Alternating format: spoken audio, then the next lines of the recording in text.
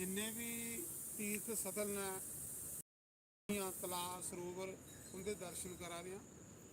सब तो पहले अज असें दर्शन किए पशुपतिनाथ भगवान। मेन जिहड़ा मंदिर है काठमांडू विच भगवान का ज्योतिलिंग, 12 ज्योतिलिंगें च एक ज्योतिलिंग है पशुपतिनाथ। पशुपतिनाथ भगवान के दर्शन करिए। फिर असें किते 51 शक्तिपीठें चों एक शक्तिपीठ है गुशमेश्वरी देवी, उस महामाई के दर्शन करिए।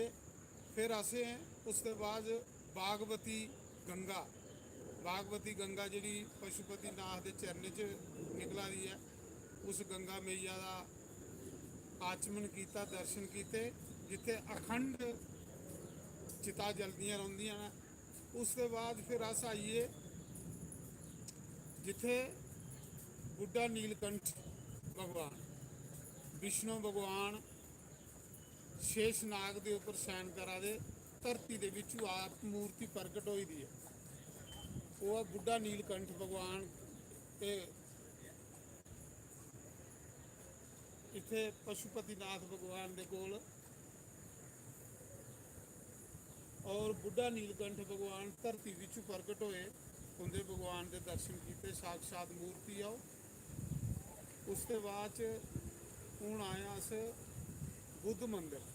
ये बुद्ध मंदिर है। इस मंदिर चो सारा सिटी जी काठमांडू सिटी है पूरी तुम देखी सकते हो। पहाड़ी के उपर मंदिर है बुद्ध मंदिर, उसके दर्शन करा रहे हैं। और पूरा सिटी काठमांडू सिटी के दर्शन करो।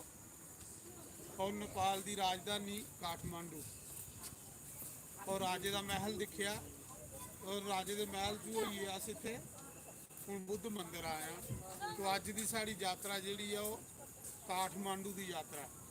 काठमांडू की यात्रा करिए। हुण शामी तुसें आरती के दर्शन करवागे पशुपतिनाथ। उसदे बाद असें कल चली जाना जनक महल। अज राती इत्थे, कल असें जनक महल चली जाना।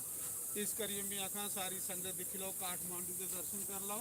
पशुपतिनाथ भगवान, गुशमेश्वरी देवी, बुढ़ा नीलकंठ भगवान, बोलो शंकर भगवान की जय, पशुपतिनाथ भगवान की जय, बुद्ध भगवान की जय। जय श्री